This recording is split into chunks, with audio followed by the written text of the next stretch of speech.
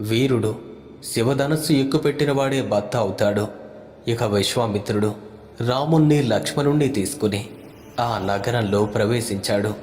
రాముని అందాన్ని చూసిన మిథిలావాసులు విస్మయపడ్డారు. స్త్రీలు ముఖాలు మరిల్చి ఆనందంతో చూస్తున్నారు. ముత్తైదువులు కళ్ళు అరచేత్తో అడ్డుపెట్టుకుని పక్కవారితో చెప్పుకుంటున్నారు, చూడు అతను ఎంత అందంగా ఉన్నాడో.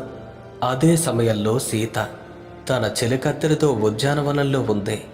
తన ఇష్టదైవమైనటువంటి గౌరీమాతకు పూజ చేయటానికి వెళ్తుంది. ఆమె నడిచి వస్తుంటే చెట్లు మెల్లగా ఊగాయి, పూలు రాల్చాయి, తుమ్మెదలు పాట పాడాయి, పక్షులు కిలకిలలాడాయి. అదే సమయంలో రాముడు కూడా ఆ తోటలోకి వచ్చాడు. ఇద్దరూ ఒకేసారి చూసుకున్నారు. సీత చూసింది నీలమేఘ శ్యామలుండే, కమనీయుడే, శాంత నయనగు రాముడ్డే. ఆమె హృదయం మెల్లగా వణికిద్దే. ఆమె కళ్ళు మరలలేదు. రాముడు చూశాడు నవ్వుతున్న మేఘమల్లికలా ఉన్న సీతను. ఆమె అందం, ఆమె తేజస్సు, ఆమె నిర్మలత్వం. రాముని మనసు ఆమె మీద లగ్నమైంది. రాముడు లక్ష్మణుడి వంక చూశాడు. లక్ష్మణుడు నవ్వాడు. మాటలక్కర్లేదు, మనసులు పలికాయి. మర్నాడు స్వయంవర సభ ప్రారంభమైంది. దేశ దేశాల రాజులు వచ్చారు, మహావీరులు వచ్చారు. కేకేయ, కౌసల, సాల్వరాజ్యాల నరేషులు వచ్చారు. అందరూ ఒక్కొక్కరిగా వచ్చి ఆ ధనుస్సును ఎత్తడానికి ప్రయత్నించారు. కానీ అది కదల్లేదు. కొందరికి ఒళ్ళు వంగింది, కొందరికి శ్వాస ఆగలేదు. ముగ్గురైతే కూలబడ్డారు. జనకుడు నిరాశగా నిట్టూర్చాడు. ఈ ధనస్సును ఎత్తగలిగేవాడు ఈ లోకంలోనే లేడా అని బాధపడ్డాడు. ఇక అప్పుడు విశ్వామిత్రుడు శ్రీరామునితో, రామా లే, ఈ ధనస్సు నీది అన్నాడు. రాముడు ప్రశాంతంగా లేచాడు. ముందుగా గురువులకు నమస్కరించాడు. ఆ తరువాత సభలోని వారందరికీ నమస్కరించి ఆ ధనుస్సు దగ్గరికి నడిచాడు. అతని నడక చూసిన వారంతా నిశ్శబ్దమయ్యారు. రాముడు ఆ ధనుస్సును చేతపట్టాడు. ఒక్క క్షణంలో ఆ మహాధనస్సు అలవోకగా పైకి లేచింది. ఆ సభలో ఉన్నవాళ్ళు నోరు తెరుచుకున్నారు. రాముడు నారి ఎక్కుపెట్టాడు. దానితో పాటు ఆ ధనస్సు రెండుగా పెరిగింది.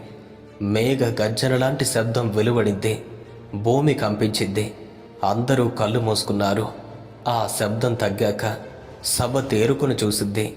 రాముడు నిటారుగా నిలబడి ఉన్నాడు. ఆ ధనుస్సు రెండు ముక్కలై పడి ఉంది. జనకుడు ఆనంద బాష్పాలతో లేచాడు. ఇతడే నా సీతకు తగిన వరుడు అని ప్రకటించాడు. సభ నిండా జై జయనాదాలు. దేవలోకంలో దేవతలు పుష్ప వర్షాన్ని కురిపించారు.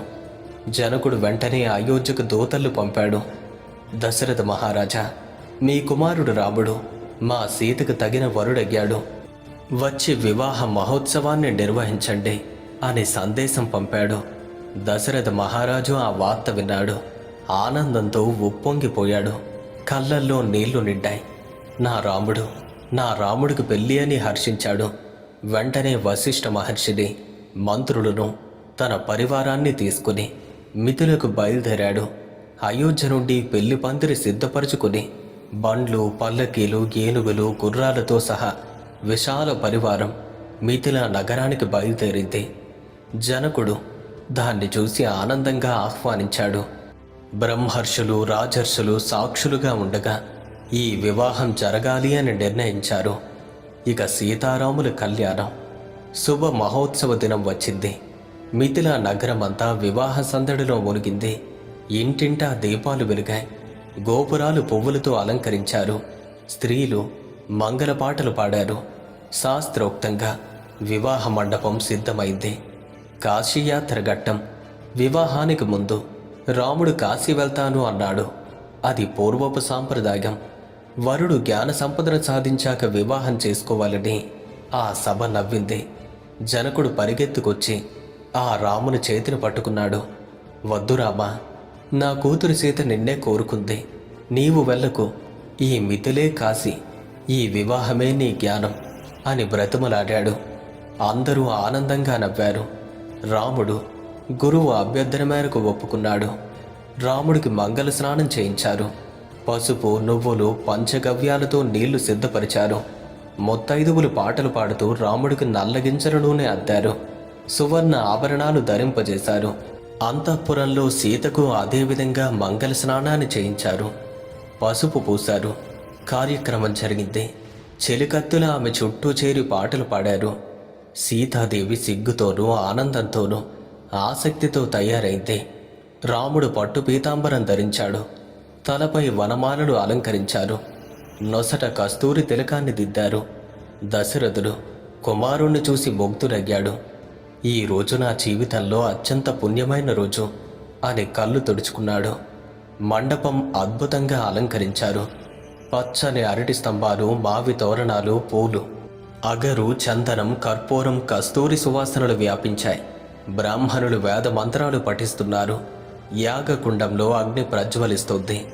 ఆ మండపానికి వచ్చిన ముని పొంగవులు, రాజగురువులు, దేవతలు అందరూ ఆ పుణ్యగడియకు సిద్ధంగా ఉన్నారు. ఆకాశంలో గంధర్వులు సంగీతం వాయిస్తున్నారు. అప్సరసలు నాట్యం చేస్తున్నారు. బ్రహ్మ, విష్ణు, మహేశ్వరులు, ఇంద్రాది దేవతలు అదృశ్యంగా వచ్చి ఆ కళ్యాణానికి సాక్షులయ్యారు. ఆ వివాహం కేవలం మానవ సమాజానికి కాదు, ఈ 3 లోకాలకి పండుగ. శుభలగ్నం ఆసన్నమైంది. మంగళ వాద్యాలు మోగాయి. శంఖాలు పూరించారు. నడిమాళ్ళు మోగాయి. జనకుడు లేచాడు. సీత అంతఃపురం నుండి బయలుదేరింది. ఎర్రని పట్టుచీర, బంగారు నగలు, నొసట తిలకం, చేతులకు నిండుగా గోరింటాకు, నడుముకు వడ్డారం.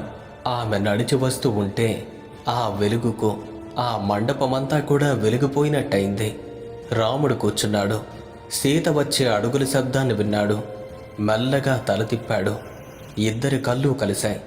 జనకుడు కుమారుని పక్కన నిలబెట్టి రాముని చెయ్యి పట్టుకున్నాడు. కన్నీళ్లతో కంఠం గద్గదమైంది. రామా, ఈ సీత నా కూతురు. ఈ రోజు నుండి నీ అర్ధాంగి. ఆమె నీ చాగెలా ఉంటుంది. నీ ధర్మపత్నిగా నీ వెంట నడుస్తుంది. ఆమెను శాశ్వతంగా స్వీకరించు అని రాముని చేతిలో సీత చెయ్యి ఉంచాడు. అది కన్యాదానం. సమస్త దానాలలోనూ మహాదానం. మాంగల్యధారణ వస్తుంది. వివాహాగ్ని ముందు రాముడు సీతను కూర్చోబెట్టాడు. పురోహితులు వేద మంత్రాలు పఠిస్తున్నాడు. యాగకుండంలో హోమం జరుగుతుంది. ఆ అగ్ని సాక్షిగా ఇద్దరూ ప్రమాణాలు చేశారు. రాముడు నిండు మనసుతో సీత మెడలో మాంగల్యం వేశాడు. ఆ క్షణాన మండపంలో అందరికీ గుండెలు ఆనందంతో నిండాయి. ముత్తైదువులు మంగళహారతి ఇచ్చారు. పాటలు పాడారు. ఆకాశం నుండి మరొక్కసారి పుష్పవర్షం. తరువాత సప్తపది. అగ్ని చుట్టూ 7 అడుగులు. ప్రతి అడుగు ఓ ప్రమాణాన్ని కలిగి ఉంటుంది. మొదటి అడుగు, నీకు అన్నపానాలు నేను ఇస్తాను. 2వ అడుగు, నీ బలం నేను అవుతాను. 3వ అడుగు, నీ ధర్మంలో నేను నీతో ఉంటాను. 4వ అడుగు, నిన్ను ఆనందపరచడం నా బాధ్యత. 5వ అడుగు, నీ పశువులు సంపద వృద్ధి చేస్తాను. 6వ అడుగు, అన్ని ఋతువుల్లోనూ నీతో ఉంటాను. 7వ అడుగు, నీ నెచ్చలిగా, నీ ఛాయగా, నీ ప్రాణంగా శాశ్వతంగా నీతో ఉంటాను. సప్తపది పూర్తయింది. ఇప్పుడు రాముడు సీతకు, సీత రాముడికి ముడిపడ్డారు.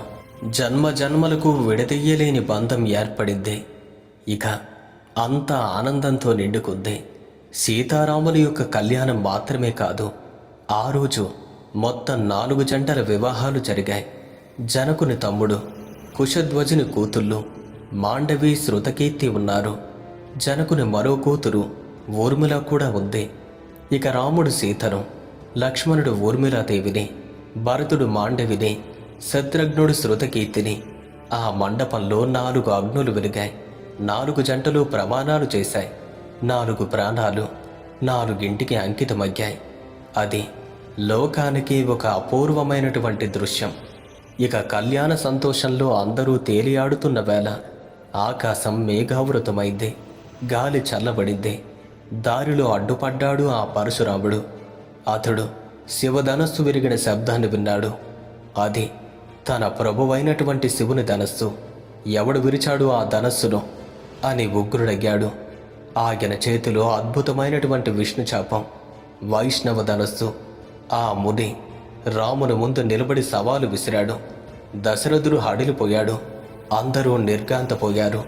కానీ రాముడు శాంతంగా నిలబడ్డాడు. పరశురాముడికి ఇచ్చిన విష్ణు చాపాన్ని అలవోకగా ఒక చేత్తో తీసుకున్నాడు. నారి ఎక్కుపెట్టాడు. పరశురాముడి తేజస్సు క్షీణించింది. పరశురామ, నీ తపస్సు లోక సంచారం, రెండింటిలో ఏది కావాలో కోరుకో అని అన్నాడు రాముడు. పరశురాముడు తన తప్పును గ్రహించాడు. ఓహో, ఇతడు సాక్షాత్తు విష్ణు అవతారమా అని తెలుసుకున్నాడు. తల వంచి వెళ్ళిపోయాడు. ఆకాశం నిర్మలమైంది. అంతా ఊపిరి పీల్చుకున్నారు. కొన్ని రోజుల పాటు మిత్రులు, విందులు, వినోదాలు, సత్కారాలు జరిగాయి. జనకుడు అల్లుళ్లకు, కూతుళ్లకు విలువైన వస్తువులు, ఆభరణాలు, వస్త్రాలు సేవకుళ్ళు సంతోషంగా ఇచ్చాడు. తిరుగు ప్రయాణానికి వేళ అయింది. జనకుడు సీతను పక్కకు తీసుకువెళ్ళాడు. తల్లి, ఇకపై అయోధ్యన ఇల్లు, అత్తమామలు, భర్త, వారే నీ ప్రపంచం. ధర్మంగా జీవించు. నీ పతి ఆజ్ఞే నీకు వేదవాక్కు అని దీవించాడు. ఇద్దరు కళ్ళల్లోనూ నీళ్లు. సీత తండ్రి పాదాలకు నమస్కరించింది. తల్లి కౌసల్యాదేవి తరహాలో అత్తగారికి కూడా వందనం చేయగలని మనసులో ప్రణవం పఠించింది. బాల్యం వదిలి కొత్త జీవితంలోకి అడుగుపెట్టింది. ఆ పరదేవత ఎంతో సంతోషంగా ఆ ఇంటిని వీడి ఆ మెట్టినింటికి వెళ్ళింది. సీతారాముని యొక్క వివాహం కేవలం ఒక ఇతిహాస కథలోని ఘట్టం మాత్రమే కాదు. అది ప్రేమకు, ధర్మానికి, విశ్వాసానికి చిరంతర నిదర్శనం. రాముడు ఆదర్శ పురుషుడు. ఒక్క మాటకు కట్టుబడేవాడు. ఒక్క పత్నిగా జీవించినవాడు. ఏ కష్టం వచ్చినా ధర్మాన్ని వీడనివాడు. ఏక పత్నీవ్రతం నిలబెట్టినవాడు. సీత ఆదర్శ నారి. కష్టాలలోనూ ధైర్యం కోల్పోనిది.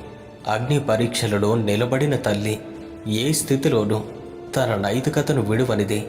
పతి నీడలో సంతోషంగా, కష్టకాలంలో ఆయనకు బలంగా నిలబడింది. వారి ప్రేమ రాగానికి, మోహ